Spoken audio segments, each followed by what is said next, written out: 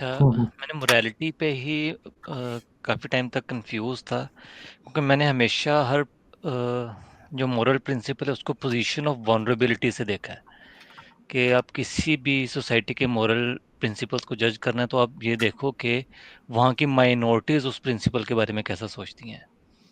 तो ऐसे ही बहुत पहले ही महमूद गजनवी का जो अक्सर किस्सा सुनाया जाता है हमारे माशरे में, तो मैंने आई थिंक 8th क्लास में था मैं, तब मैंने क्वेश्चन किया था कि अगर यही एक्शन बीइंग अ मुस्लिम मेरे खिलाफ रेप्लिकेट हो तो ये फिर कैसे गलत हुआ, क्योंकि प्रिंसिपल तो सेम होना चाहिए सबके लिए।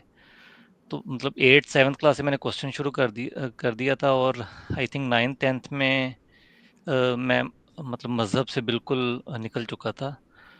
तो लेकिन अगेन फिर वही है कि हमारे पास मॉरल प्रिंसिपल क्या होता है, कि किसी चीज़ को हम सही या गलत कैसे कहेंगे, ये काफ़ी देर तक कन्फ्यूजन रहा।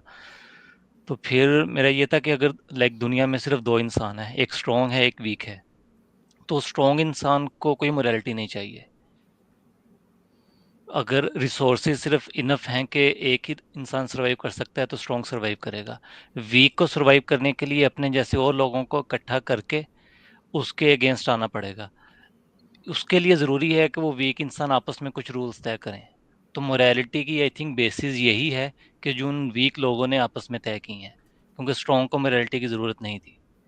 नहीं, ये तो आपने मोरालिटी पे सैंड बॉक्स लगा दिया, ऐसे नहीं होता। समझे बात को। देखें, मोरालिटी पहली तो बात ये है कि वो कोऑपरेटिव इंडिविजुअल्स के दरमियान होती है। और मोरालिटी क्या होती है कि वो जहां पे ग्रुप ऑफ इंडिविजुअल्स होता है वहां पे होती है। ये तो बिल्कुल दो जंगल में रहने वाले शेरों की बात है ना। एक दूसरे से कोऑपरेट नहीं करना चाहता, और एक जो है वो क्या है, स्ट्रांग है, तो दूसरा जो है वो मर जाएगा बस। ठीक है। अब ह्यूमन सोसाइटी में स्ट्रेंथ ऐसी नहीं होती कि कोई एक ऐसा हो कि सब उसके रहमो करम पे हो। असल में ह्यूमन सोसाइटी में या कॉम्प्लेक्स सोसाइटीज में हर कोई दूसरों के रहम करम पे होता है। इवेंचुअली हर शख्स जो है ना वो ग्रुप के रहमो करम पे होता है। फर्ज करें कि एक आदमी है, वो 7 फुट का है, और आज से 10,000 साल पहले एक ग्रुप था जिसमें वो सरदार है। वो 7 फुट का है और उसके नीचे 100 लोग दूसरे हैं। अगर मुझे आप एक बात बताएं कि क्या अगर वो एक अल्टीमेट बुली बन जाए तो वो 1 घंटा भी सरवाइव कर सकता है? बिल्कुल नहीं, उसके अगेंस्ट सारे इकट्ठे हो जाएंगे। बेसिकली ह्यूमन सोसाइटी की में स्ट्रेंथ से ज्यादा अकल मैटर करती है। कैसे? आपके पास स्ट्रेंथ कितनी भी हो, जब एक स्पीशीज एक हद से ज्यादा इंटेलिजेंट हो जाता है ना, तो फिर स्ट्रेंथ मैटर नहीं करती। क्यों? क्योंकि कोई भी घात लगा सकता है, कोई भी गोली मार सकता है, कोई भी निज़ा मार सकता है, कोई भी जहर दे सकता है। कोई भी शिकार करने जाए तो पीछे रह जाए तो शेर या हाथी फलां को मार दे। 7 फुट का इंडिविजुअल भी कोई उसे, ऐसा भी नहीं होगा कि कोई उसे खुद मार दे। मतलब फेस टू फेस कोई मारेगा भी नहीं। फर्ज करें वो 7 फुट का इंडिविजुअल जाए शिकार करने और मेमथ्स का शिकार कर रहे हैं, और जिस पॉइंट पे उसे सपोर्ट की जरूरत है, अगर कोई कमजोर सा इंडिविजुअल भी देने से वो सपोर्ट इनकार कर दे तो क्या होगा?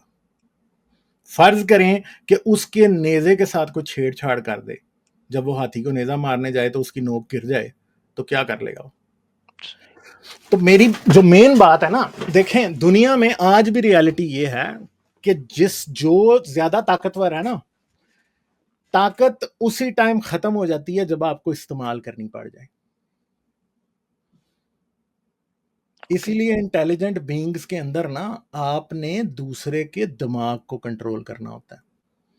और जिन लोगों में बहुत strong sense of fairness, justice, injustice, truth और लाइज, ठीक है, ये मौजूद होता है ना, उनके ब्रेन को कंट्रोल सिर्फ इसी सूरत में किया जा सकता है कि आप उनको ये यकीन दिलाएं कि आप उनका बुरा नहीं चाहते। तो ये बात याद रखिएगा कि बुलीइज्म दुनिया में हर जगह चलता है, मगर असल में किसी से अगर आपने काम लेना है तो लीडरशिप होती है। और लीडरशिप भी मोरालिटी की एक बहुत बड़ी रीजन है। हमें एक कॉमन लॉ पे मनाएगा कौन? जिसको हम अपना लीडर मानेंगे। वो नहीं मनवा सकता जो, देखें टायरेंट का लॉ कोई भी नहीं मान रहा होता असल में, मगर डरे सब होते हैं। सबको पता होता है कि वो इनजस्ट है। ठीक है, तो आखिर पे क्या चीज मनवाती है? तो ये ह्यूमन सोसाइटी की कम्प्लेक्सिटी है, जो कि मोरालिटी और मॉरल सिस्टम्स और हुकूमत और ताकत, सब चीज़ों का आखिर में जो निचोड़ है वो ये इस बात पे है कि कोई भी शख्स कंट्रोल तभी कर सकता है जब वो एक सेंस ऑफ फेयरनेस लोगों को दिखाए, जब वो दिखाए कि उन्हें उसका दर्द है, उसको उनका दर्द है और उनका फायदा चाहता है। इसीलिए सोसाइटीज में लोग जेन्युइनली और आर्टिफिशियली ये बात हमेशा से दिखाते आए हैं लोगों को।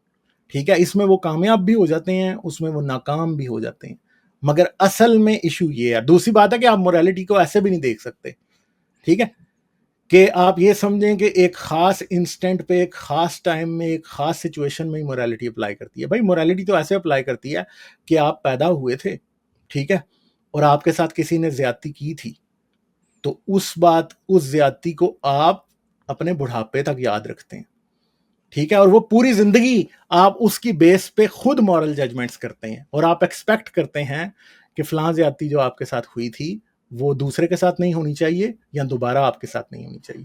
तो मोरालिटी को ये फ्रोजन इन टाइम या जस्टिस को फ्रोजन इन टाइम एक इंडिविजुअल सिचुएशन नहीं होती, ये टाइम में भी एक्सटेंसिव होती है, ये स्पेस में भी एक्सटेंसिव होती है, ये इंडिविजुअल टू इंडिविजुअल आपस में कनेक्शन होता है, ये प्रिंसिपल्स होते हैं, ये रिस्पॉन्सिबिलिटीज होती हैं, ये लॉज होते हैं, रिटन होते हैं, ऑरल होते हैं, अनरिटन होते हैं, ठीक है, इमोशनल स्टेट्स इन्वॉल्व होती हैं। ये सारी चीजें मिलके इंसान को एक मॉरल ह्यूमन बीइंग बनाती हैं। ऐसा नहीं है कि इंसान एक वैक्यूम में मॉरल ह्यूमन बीइंग है। जैसे आप बता रहे थे ना कि दो इंडिविजुअल हैं, ये तो सैंड बॉक्स सिचुएशन है ना, मोरालिटी यहाँ पे अप्लाई ही नहीं करेगी, ठीक है। सही।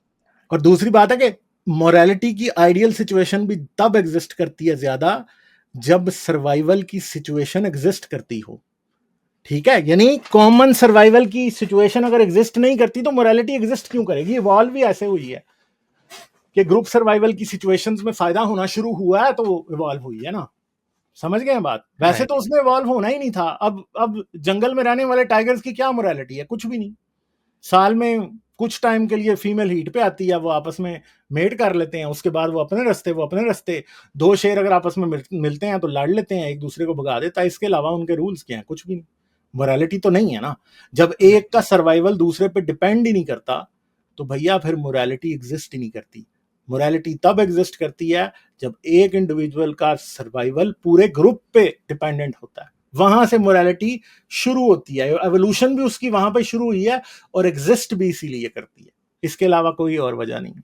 तो इसलिए सैंडबॉक्स सिचुएशन, ठीक है, आइसोलेटेड सिचुएशन में अगर आप मॉरल क्वेश्चन पूछेंगे तो ये एक स्पेशल केस है, ये कभी भी अप्लाई नहीं करता। और दूसरी बात है कि मोरालिटी की एवोल्यूशन और एग्जिस्टेंस ही इस सिचुएशन के खिलाफ है, तो इसलिए हो ही नहीं सकता।